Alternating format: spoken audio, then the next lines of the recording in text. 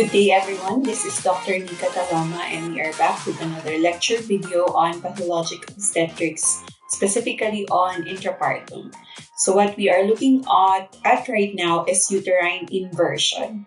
So this is defined by the uterus completely turning or partially inside, occurring immediately after delivery of placenta or in immediate postpartum period. So we can appreciate the picture here, which is an actual picture, but let's try to understand the diagram first. So normally, the uterus should be in this position, okay? But what happens is it turns inside out. So the inside of it comes out.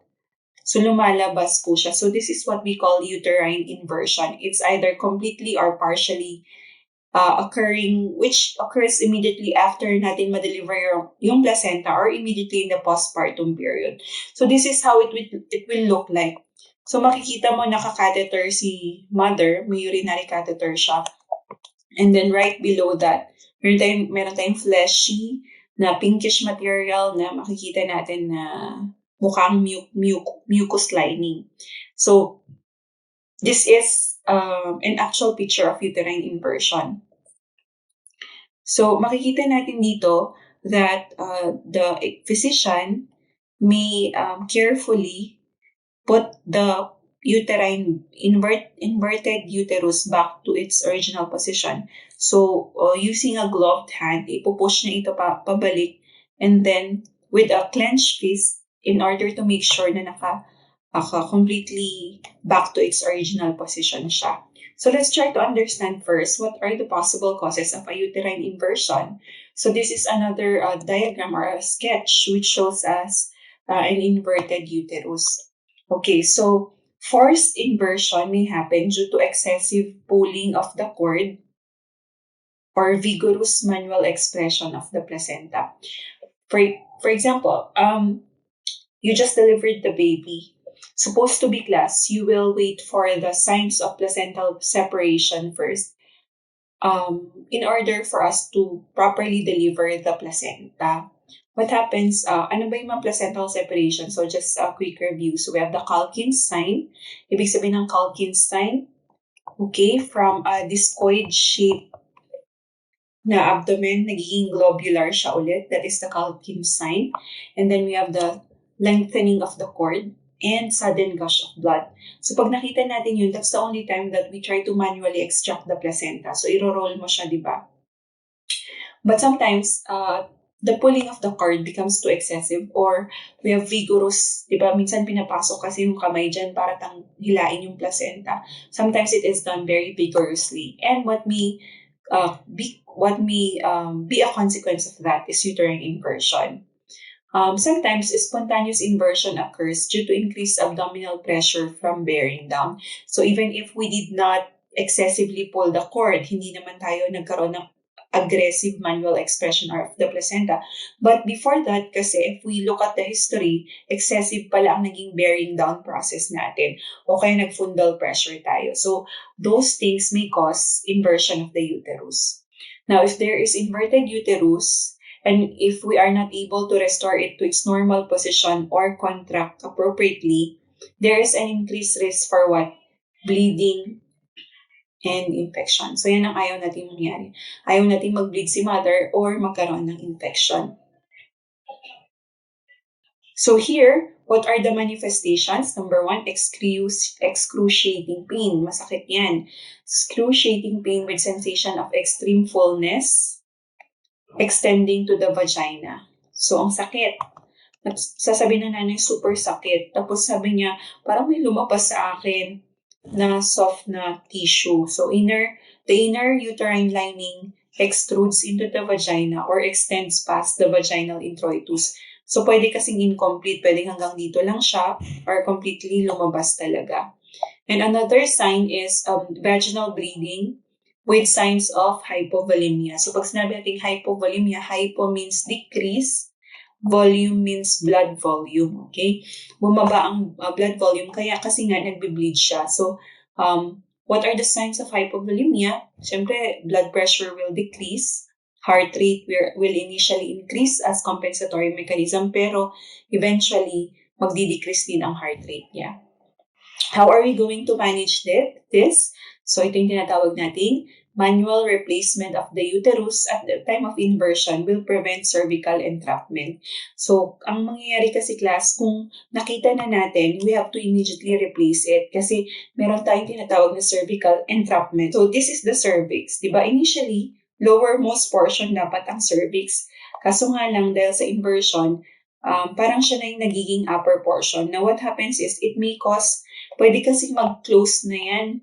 Pag nag-close na yung cervix, mahirapan na tayo to manually replace it or ibalik sa pwesto. So, mahirapan na tayo na ibalik. So, immediately, upon assessment na nakita natin na meron siyang uterine inversion, we have to immediately replace it manually. Kapag nagkaroon siya ng bleeding, make sure that if there is a need to replace fluid or blood, then magta-transfuse tayo.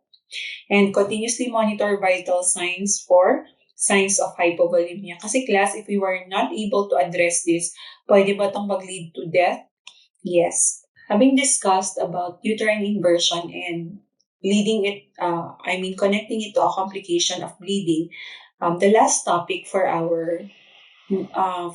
this intrapartal complications is what we call early postpartum hemorrhage. Take note of the term class early. Kasi pag sinabi nating intrapartal complications, we consider early postpartum hemorrhage. Kasi kapag late postpartum hemorrhage, that is already included in the postpartum complications. So remember class, initially, diniscuss natin ang antepartum, di ba? Antepartum during pregnancy. And then intrapartum, yan during labor and delivery. And then ang next na i-discuss natin is postpartum. So kapag early postpartum hemorrhage, it will still fall on intrapartum. Pero kapag late postpartum hemorrhage, dito na siya sa postpartum mag-fall. Okay? So what is the definition of postpartum hemorrhage? So take note class, this is blood loss of 500 ml or more during the first 24 hours of delivery. So dalawang tatandaan nyo dyan. Kailan mo masasabi na nagkaroon na siya ng hemorrhage? It should be greater than 500 ml. Ito ay kapag normal spontaneous delivery siya class. Doc, paano pag CS siya? 500 pa rin po ba ang basis natin para masabing hemorrhage? The answer is no class. For CS, we use 1,000 ml. Yan ang basis natin para masabing postpartum hemorrhage na siya. Another thing that you need to take note is first 24 hours. Ibig sabihin, Doc, masasabi mong early ang hemorrhage niya kapag within the first 24 hours nangyari after delivery? Yes. Doc, paano pag third day na saka lang siya nag-bleed? Then that is not considered early postpartum hemorrhage. Rather, we consider that late postpartum hemorrhage. Okay? I hope clear po tayo dyan. So, ano ba ang causes ng pag-hemorrhage ng pregnant women or women who had just undergone delivery? So, ang most common, pag nakita nyo to, most common cause, MCC, most common cause is uterine atony. Tinatanong to sa board exam class or sa exams, tinatanong ko rin ito. Kasi I want you to know, ano kayo possible cause ba't siya nagbe-bleed? Yun pala atony. Doc, ano ibig sabihin ng atony? Ibig sabihin ng A is absence, tone, muscle tone. So, absent muscle tone. Ibig sabihin, Doc, hindi siya nakakapag-contract? Yes. And if the muscles does not contract, this will cause bleeding. Okay. So, kapag hindi kasi yan nag-contract class, pag loose siya, dilated din yung mga blood vessels dito. So, pag dilated ang blood vessels, magbe-bleed ka. Pero kapag nakakontract yan, magko-constrict din yung blood vessels. Kaya, walang bleeding kung contracted siya. So, now, hindi siya contracted at atony, absence of muscle tone. So, isang cause yan. Next, we have what we call retained placental fragments. May mga naiwan pa pala ng mga placental fragments dito, kaya pala hindi makapag-contract ng maayos ang uterus because of retained placental fragments. Another is laceration of the cervix, vagina, or perineum. Nasugat pala itong cervix. O kaya yung vaginal mucosa nasugat, o kaya yung perineal area.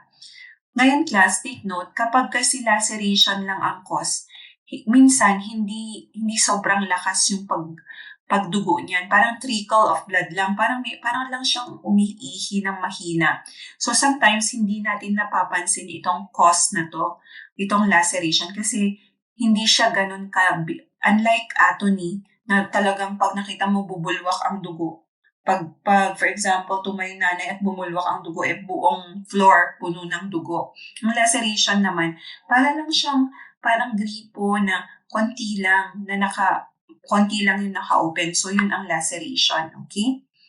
Next is hypotonic contractions. So, parang atony din class, pero ito, absent talaga, walang contraction. Ito, meron siyang contraction pero mahina. Another is an overdistended uterus kapag sobrang nabanat, halimbawa multi-gestation. Twins, triplets yung anak niya, o kaya naman may hydramnios, o kaya may microcephaly noon, kaya nag-overdistend. Pag overdistended yan, mahirap din siyang mag-contract pabalik. Okay? So, yun nga, multiparity, large newborn, o kaya pag may forceps delivery na pwedeng nagkaroon ng trauma, or CS birth. So, these are the things na pwede natin i-consider na causes. Now, take note class, simple lang ang pathophysiology nito. Pag hindi nag-contract ang uterus effectively, dilated ang blood vessels, magbe-bleed ka. And pag nag-bleed ka, there is hemorrhage. This may lead to hemorrhagic shock kapag hindi natin siya na-control. And if hemorrhagic shock is not controlled, it may lead to death. Okay, so here, what are our manifestations? Of course, class, makikita natin dyan ang vaginal bleeding. Grabe, nakita mo yung isang diaper, wala pang isang oras, puno na ng dugo. Mapapaisip ka na dyan, bakit grabe naman ang bleeding? Anong next na gagawin mo? Ang next na gagawin mo, class, kakapain mo ngayon yung mattress ni mother. Nako, nakapa mo, alam mo yan kung matigas siya or hindi. Kung matigas, class, ibig sabihin na uterus is not kung malambot, the uterus is not contracted. Next, excessive blood loss. Nakita mo naman 500 ml, greater than 500 ml na. Nung binipi mo si mother, 70/30 na yung BP niya. And then, nung inawakan mo yung pulso niya, wala ka na halos maramdaman na pulso. Tapos, medyo malamig na siya. Tapos, makikita mo yung color niya, parang paper white na. Parang, hindi naman maputi si mother dati, pero bakit ganyan na yung color niya? Yun pala, pallor. Okay, sometimes, kapag naubusan na ng dugo si mother, may restlessness. Di niya na alam yung ginagawa niya. Parang confused na siya. And then, difficulty of breathing. And then, chills. Nalalamig na siya. Pag hawakan mo, cold to touch na rin siya. Okay, now, very important class, kapag ikaw ay midwife, nurse, or doctor, dapat magaling ka. Mabilis dapat ang galaw mo. Hindi yung you will take that lightly. You should consider that as an emergency situation. So, as a nurse or a midwife, you monitor the vital signs every 5 to 15 minutes. Kasi, balibawa, 110/90 initially yung BP mo. Tapos, ni-repeat mo after 15 minutes, 70 palpatory. Hindi mo na marinig yung diastolic pressure. Okay? Ibig sabihin yan, class, you have to really monitor the patient kasi akala mo okay siya, yun palang baba na ng BP niya. Next, we perform bimanual massage. Dok, anong bimanual massage? Pag sinabi natin bi, dalawa. So, dalawang kamay. Pag sinabing manual, meron kang gagawin physically. So, a bimanual massage is one hand. Nakita yung picture class, one hand. Okay, with a clenched fist.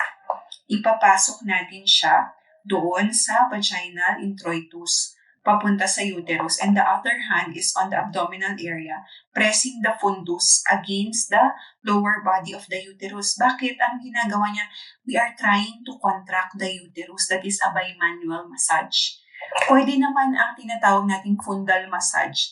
Pag sinabing fundal massage class, isang kamay lang. Ito lang, hindi ito. Pero pag sinabi nating bimanual massage, we use both hands. Okay?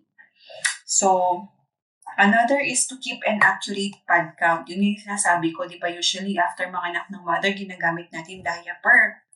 Ngayon, after 1 hour na soak na ang diaper, will that cause you to consider hemorrhage already? Yes.